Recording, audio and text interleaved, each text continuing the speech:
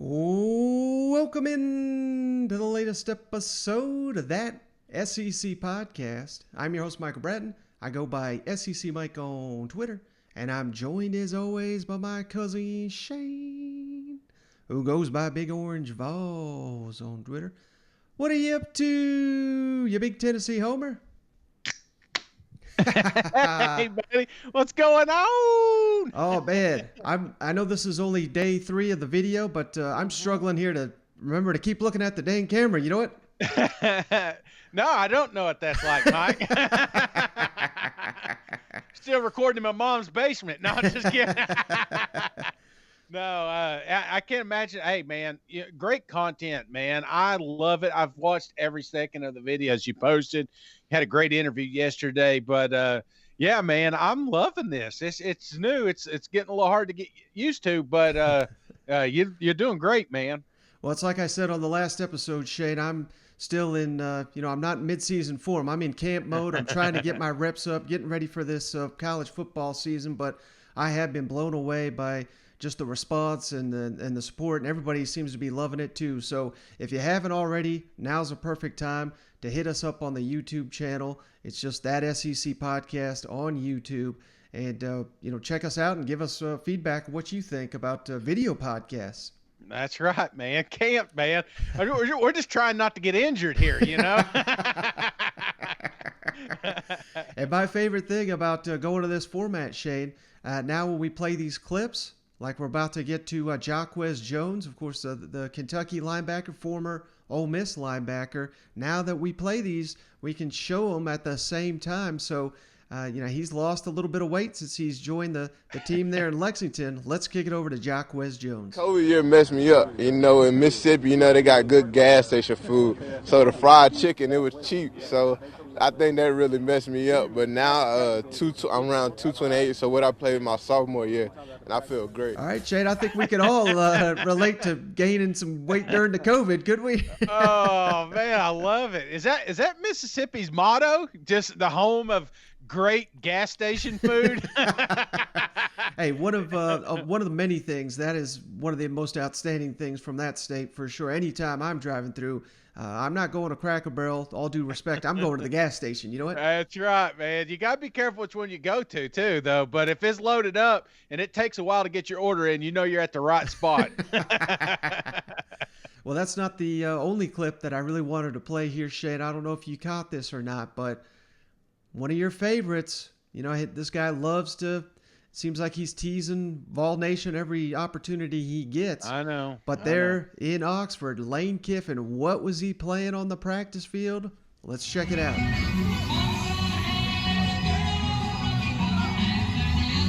Oh, man. So how about that, Shay? They're playing Rocky Top down there at Ole Miss. Oh, of course, they play at Neyland Stadium this year, so maybe he's just trying to get his team ready for it. But it certainly seems like he's poking the Vols here, doesn't it?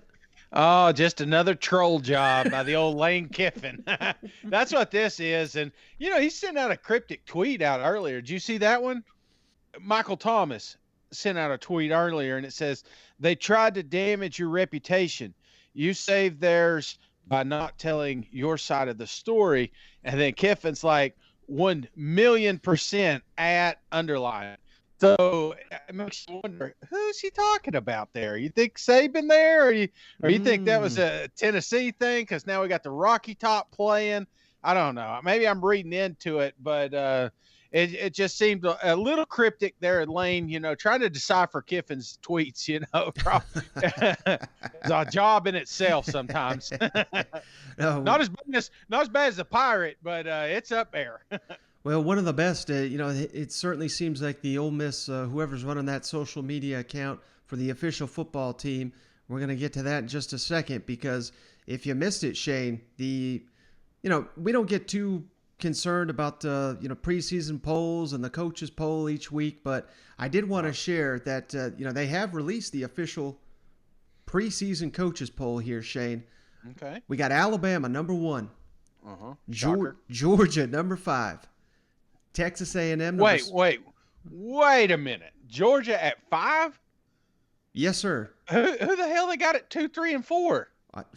I got the only ones I care about are SEC, brother. All I got here is SEC. Yeah, but the fact you got Georgia at the 5th spot. Can I go down the list before you start ripping it to shreds here? What NFL team do they got up there? Number 6, Texas A&M. Uh-huh. Number 11, Florida. Okay. Number 13, LSU. Mm-hmm. And then here's what I was getting at. Number 25, Ole Miss. And they retweeted rat poison to that one. So we could go. Now we can get back to Georgia here. Number 5, yeah, that hell. I mean, I would probably put them 1 or 2 if we're being honest. But I think the beauty of this is kind of what you want if you're Georgia. You're going into the Week 1 matchup against Clemson in Charlotte. You're already the underdogs according to the point spread and all that. And now this is just a little bit more fuel to your fire. Let them get all the disrespect all preseason and then go earn it on the field. Maybe that's it, man. Maybe they need punched in the mouth before the season starts to get the most out of them, because if you look at any article I've read, it's talking about how great Georgia is and the expectations, but to sit there at the 5th spot coming into I would argue that they are a top 1 or 2 team. And maybe this is the ammunition they need because it ramps up real quick. Clemson Week 1, like you said, they got to be on their game. Now, how about I think the biggest surprise here, no disrespect to him, but Florida at number 11. I know it was Phil Steele, I think it was. He didn't even have them ranked for what that's worth, but I certainly think Florida deserves to be ranked. But ahead of LSU, not sure I'm buying that. Number 11. Again, it's not a huge deal or anything, but I'd probably put them a little bit closer to 15. What are your thoughts on Florida coming in at number 11 right there? Mike, I'm going to be upset unless all 14 teams ain't in this top 25, That's just my thought. This is the toughest damn conference in the country, and I kind of hate these lists because, I've always thought when you say a top 25 team, I'm thinking out of all the teams in college football, if you played them head to head at a neutral site, I think if you put them head to head, I think there's going to be a lot more SEC teams coming out ahead than, the 5 or 6 that they got in the top 25. But Florida, absolutely another one. They should put this on the bulletin board, that they're not even considered a top 10 team right now, when you and me both know that that's not true. Same thing with LSU. Where do they got Texas A&M again? Number 6. Okay. All right. 6 is a good number for them. I think I still think they're better than that, but I take these other 2 teams, these bubble teams, the LSUs, the Floridas, and say, hey, look, this is what the country thinks of you. Dan, out of all the coaches in the SEC, Dan is the biggest when it comes to propaganda and getting these boys fired up. Don't think he ain't got it taped up somewhere down there.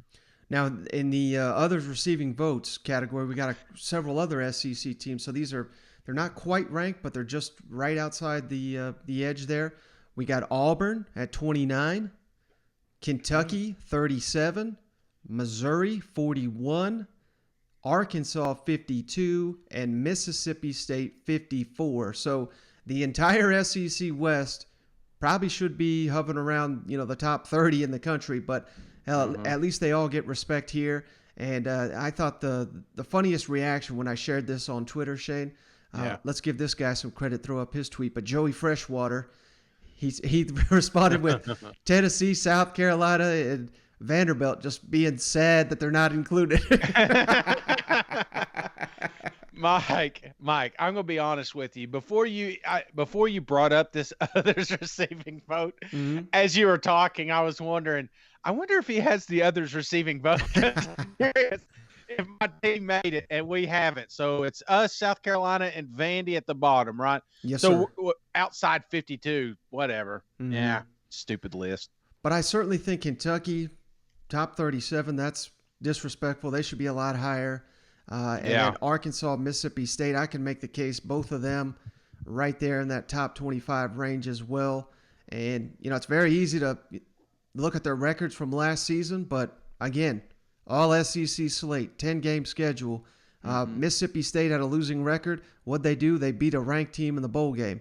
Arkansas had to play Florida and Georgia. They got a game robbed from them, maybe even 2. So, I mean, if you're talking a potential 4 or 5 win SEC team, then you throw in the non-conference, you're getting 4 more wins. You're talking 8 or 9 ball club here. So yeah, I mean, I had a lot of issues with this list, but I think Arkansas, Kentucky, and Mississippi State stand out to me as 3 that are way too low. You know, and that's one thing about us finally moving to these super conferences. Eventually, these numbers will match up. When there's just 4 conferences, we could say, all right, this is where they're sitting. But right now, these lists are so stupid, especially before the season. You know, 3 weeks from now, we're going to be like, what the hell were we thinking putting them in the top 25? All right, Shade. So, hey, we don't have a ton of clips here. It's kind of like a coordinator Wednesday here in the SEC. Do got some clips here from Coach Mason and Dan Lanning and then Bill O'Brien. So, you ready to kick it around the league? Let's do it. Now let's go around the league. My daughters said something about me wearing a visor and need to put on a hat because I'm getting bald. So I'm going to wear a hat from here on out. I mean, if you look over the next 6 years, I think we played Miami 3 times, Florida State 6 times, South Florida 3 times, Mississippi State once. So who's the SEC teams? You know, I mean, I think it's an injustice for the kids. We should mix those games up, and you should, play more teams from the West. Why don't you start calling around and see if you can get somebody else to play us, and we'll play them. We'll play anybody you can get to play us. In Louisiana, hold on a second. Hey guys! Hey! I'm having a press conference, okay? Thank you.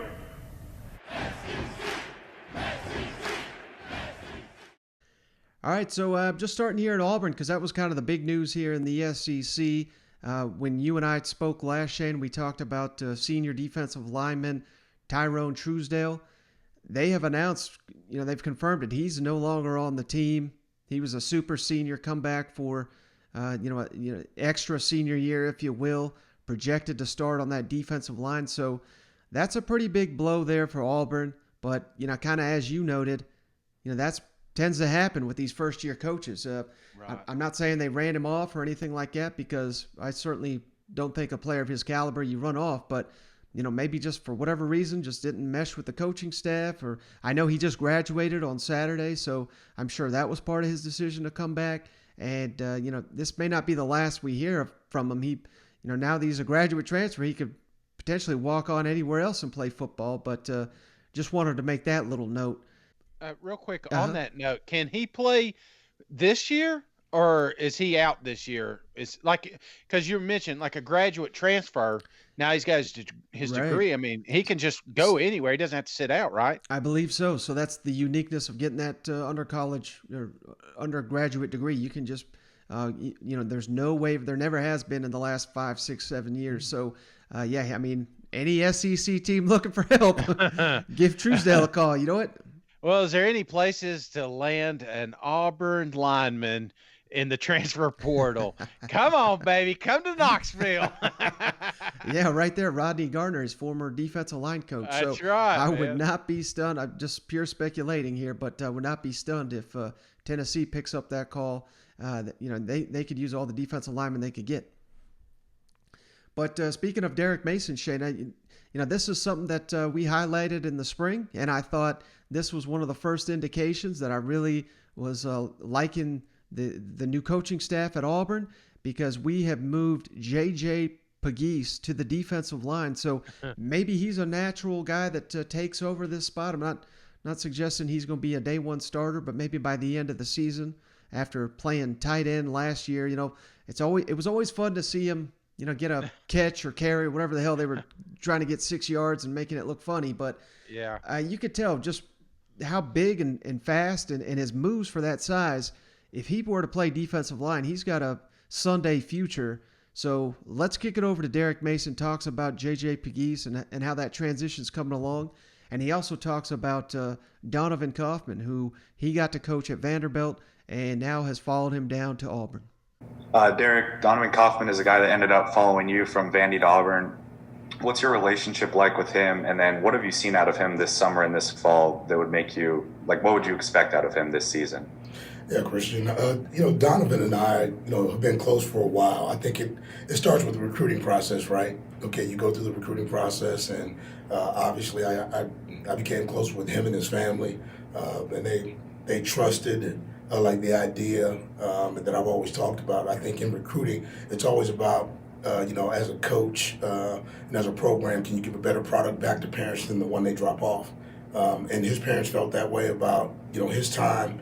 Even though Donovan went through COVID and in his first year playing, at Vandy, had a good experience. I think they really trusted the idea of I was who I said I was, and so with that, our relationship, has been good. It's going to continue to grow. I believe this much. We're very much alike in terms of our personalities. He wants to win, I want to win. He's a competitor, I'm a competitor.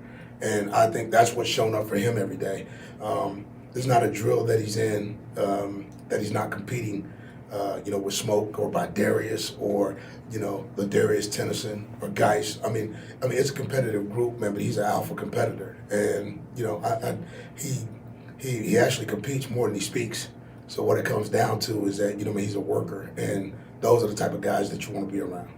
Coach, could you talk about the big picture goals for preseason camp before you guys get into actually game planning for the season games and the opener? Yeah, big picture goals are just about, football intelligence, football IQ, and technique. Coach always says, effort with technique in terms of how we play and what we do. We want to be intentional about what that, looks like. That means every day, looking at the tape, being able to evaluate what we did well, what we can do better, okay, and just trying to stack good days on top of good days. And I think when you can do that, what you're looking at is working towards the idea of being consistent. A lot of people want perfection. I'm not looking for perfection. I'm looking for consistency. I can trust that. Okay, man, and I know what that looks like. And so if we can put a consistent, run-stop defense or, pass defense on the field, we can get to situational football and understand third down, the red zone, to end the half, end the game situations. We got a chance to be a pretty good defense. And so with that, you start with the small things like running to the ball, setting edges, stopping the run, eliminating explosives. And then what you do is start to hone in on the ideas of, like how those things factor in, to winning ball games, first, second, third, fourth quarter. Derek, you guys moved JJ to the defensive line there near the end of spring. Just what have you seen from him since then and what he is capable of doing going into the fall? JJ's getting progressively better, every day. Coach Eason and Coach Walker do a good job of pushing these guys in terms of the Indy.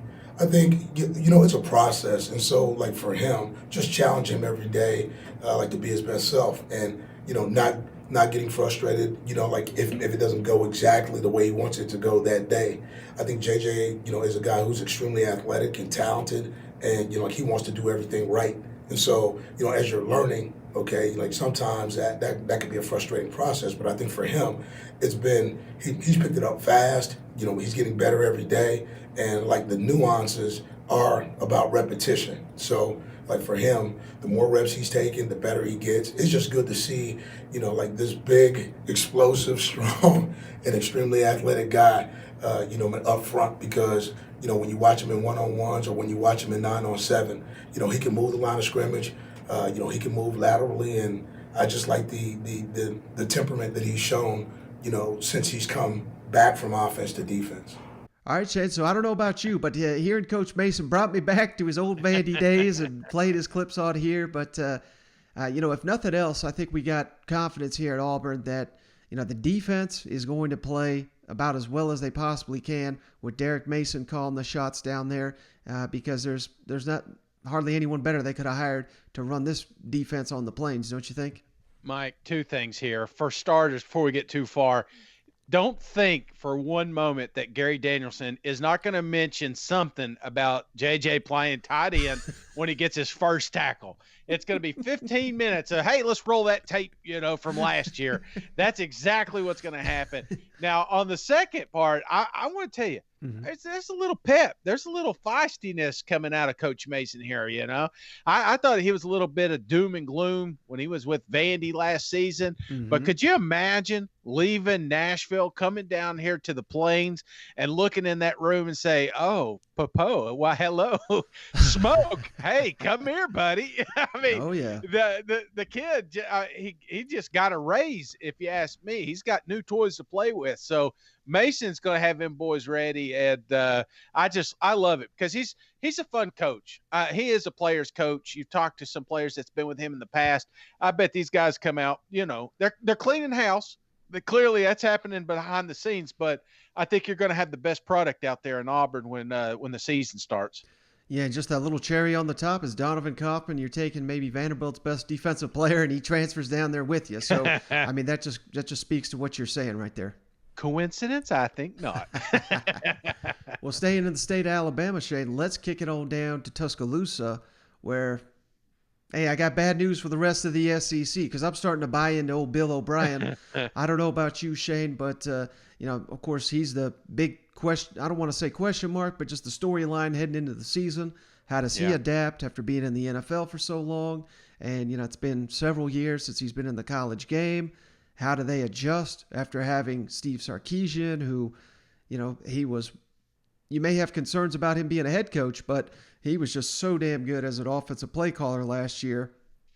And that's during his first meetup. We don't get Bill O'Brien. We don't get any of the coordinators or assistants down at Alabama very often. So this is the one time a year they get to speak. So had to throw up these comments from Bill O'Brien. Talked about Bryce Young and kind of what makes him special. And, you know, the relationship that he has. I really like the fact, Shane, that it's not all about, you know, the quarterback's got to gain his trust. Right. He's got to gain the quarterback's trust. It's got to be a mutual thing. So I really like that. And the fact that he said, you know, they've been so successful at Alabama. You know, he'd be a fool to come in there and try to change up the offense to do whatever the hell he wanted to do. And that's not the plan there in Tuscaloosa. Yeah, hey, Bill, I just wonder what makes Bryce Young unique as a quarterback and among quarterbacks you've coached? Yeah, you know, a lot of these guys, everybody's different. Everybody's got their own unique way of playing the game, their own style of playing. I think when you look at high school football now and you think about the way that high school offenses are run and you know, whether it's spread offenses or, you know, how they operate from the sideline, getting the play in from the sideline, you know, there's just a lot of things that go into how a lot of these guys play, their style. And Bryce, what stands out to me about Bryce is he's been very well coached. He was very well coached in high school, very well coached here last year at Alabama. He's a very bright young man. He works really hard. He's a really good teammate. He cares about the team. And I'd say that about the whole quarterback room.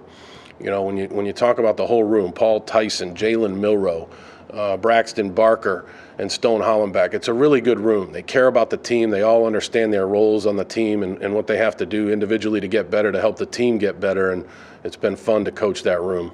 Bill, I was talking to Christian Hackenberg this spring. He was very complimentary of you. He really enjoyed the relationship that you guys built.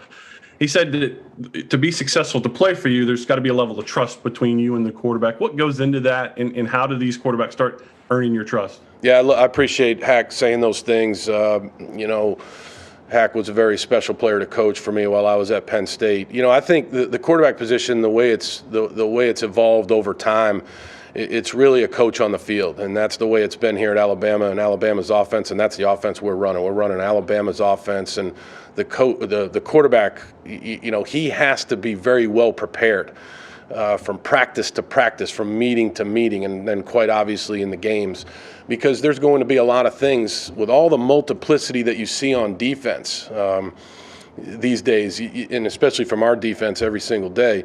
You know, you've got to be able to adjust. You've got to be able to communicate with your teammates, and there has to be a trust developed. Not only a trust of me trusting the quarterback, but the quarterback trusting, you know, our offensive staff and me, that we're putting them in the right position to make the right decision. So it's a two-way street when it comes to trust, and that's why that position is so much fun to coach.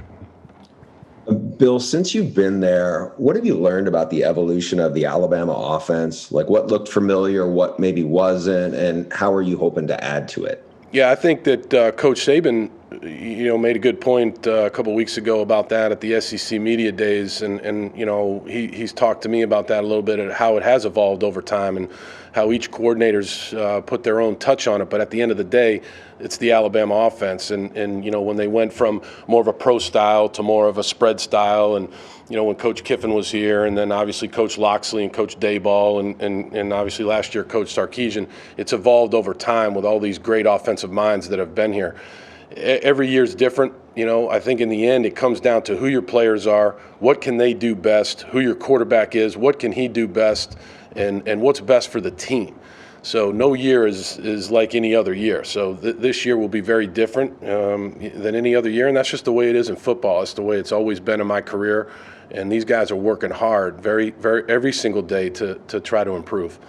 All right, Shane, so just based on those comments, you kind of get an idea of what I was talking about. I mean, the rest of the SEC might be in trouble. They probably were already, but I love these comments from Bill O'Brien. What'd you think? Yeah, man. I mean, could you imagine Bill O'Brien coming down there to Saban's Lake House, and there's 25 national championship rings laid out there? It just say, hey, we're not reinventing the wheel down here. This is a stopgap till you go to your next job. We got some great players. Let's keep getting them the ball. And that's the NFL mentality. Mm-hmm. If you look at the NFL, it's not really it's a team, but it's getting your best players opportunities during the game, and that's how you win these games. And that's exactly what Alabama has been doing, and that's what they're going to continue to do, even if Bill's down there. Yeah, and I think that's why Saban brought him in, because he knew this was a guy that knew what the hell he was doing, a smart guy who's worked with Coach Bill Belichick up there in New England. So if you work for Bill Belichick, you're good enough to, that's one of Saban's good buddies. So I'm sure he came with a glowing recommendation. You know what? Oh, for sure, man, for sure. And they're in good hands. He's ran high potent offense, so he's not going to have any problem running that machine down there in Alabama. All right, last update, Shane. Let's kick it on down to Athens, where had a little bit of coaching drama this week already with Scott Cochran.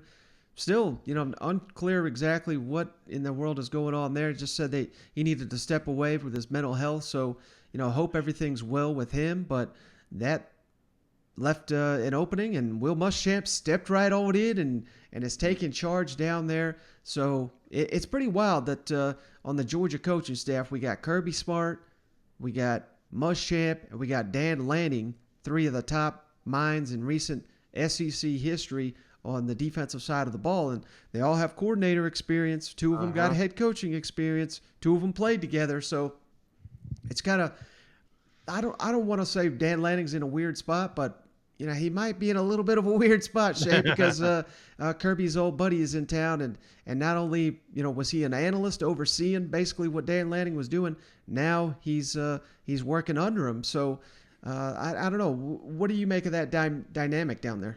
Yeah, this is classic good old boys right here, man. I mean, I think back there was a video that came out, and those guys on the sideline. Now this is back when Muschamp was with South Carolina, and you just see them over there just cutting up and having a good time. These guys are friends. They're co-workers, they're employees. I mean, it's definitely as boss as Kirby, but these guys are buddies, and does not surprise me that Scott is on the way out. I mean, our eyebrows were raised when he got the opportunity. We were actually happy. I don't know if you remember that pod, Mike, but we were happy, man, because he's always been the weight guy, right. The weightlifting guy, the guy yelling around, making Aflac commercials with Saban. He's like, got a shot. And problem is his best friend came to town, and so the writing was on the wall, and maybe that's what happened. I don't know. I don't want to. And again, I don't want to speculate what happened behind doors. But the one thing that I do want to say, Mike, is this is good. This is good for Georgia. I'm not worried about Lanning, because honestly, this may be his last year anyway. He's always been, if you think about it, how many coaching jobs has he been rumored to have? Right. So it wouldn't surprise me if this is kind of similar. Him go somewhere and maybe Muschamp move up. But Muschamp, everywhere he goes as a head coach, hasn't been great, but as an assistant coach, has been fantastic. Right. You think about it when he went to Auburn. You think about when he went to Texas.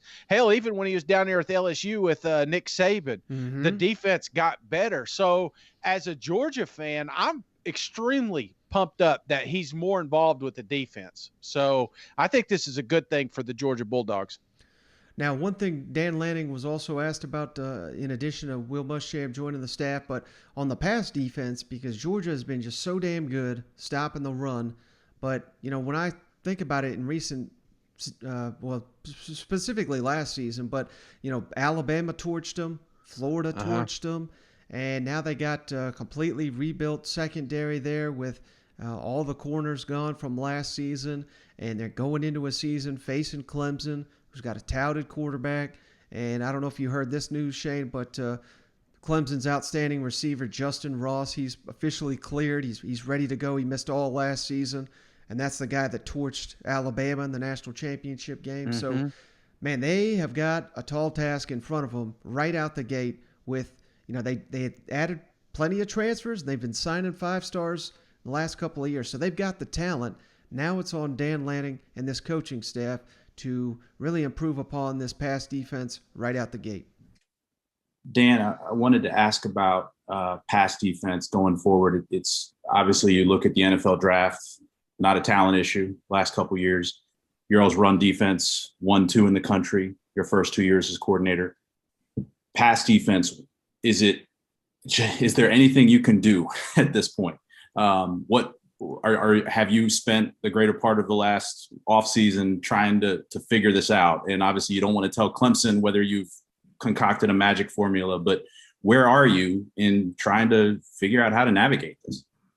Yeah, I think, Seth, the game is certainly obviously changing, and we've always been built on stopping the run. I don't think that piece changes, but we have to be, creative. And I think every single year that we've been here defensively, and Coach Smart's always pushed this, we're going to continue to look to adapt and change. You bring in Coach Adai from West Virginia, had the #1 pass defense in the nation. Last year, you obviously had Coach Muschamp in the mix, and we'll always have some new, fresh ideas of how we can adapt and do things differently. And then a lot of it plays to your players' strengths. When you have guys like Tyson Campbell and Eric Stokes, you're going to play and put those guys on islands a little bit more. And there were some more explosive plays last year than we want, and we're charting those and keeping track of those throughout practice. But we'll definitely adapt and look for ways to prevent those shots down the field. Coach, will Coach Muschamp keep his nose in the defensive meeting room at all? And what has he brought, I guess, to you personally? He's known as a guy that's been in the business a long time, very popular in that building. Yeah, I just have such a tremendous respect for Coach Muschamp and the job he does. He's a guy that I lean on a lot, for advice, really in every situation, whether it be football, life. But yeah, I definitely think that he will be involved with us on defense, and excited to see that as it continues to develop. All right, Shane. So there you got it from Dan Lanning, and it's interesting because it certainly seemed like he I don't want to say he got upset at this question because I didn't get that, but it's funny when somebody asks and they're like, well, yeah, you're the best in the nation against the run, but let me pick at this scab that you're not perfect at. And I can only imagine what's going on in his head about like just coaching an SEC country where hell, nothing's ever good enough until you win it all. You know what?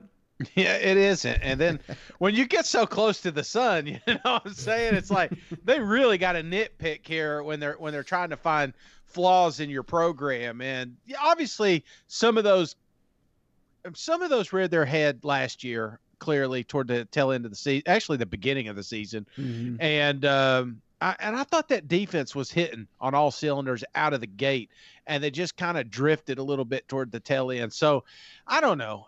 It's easy to pass the blame game, but there was a lot of factors with Georgia last year. And I think the expectations are so damn high that they're not going to be able to make excuses anymore. And I think that's why it's nitpick, because you're trying to find a small problem or make a big problem out of something small. Mm-hmm. And I don't know, man. They have no excuses. I know I'm rambling, but damn, this is it. This is the year.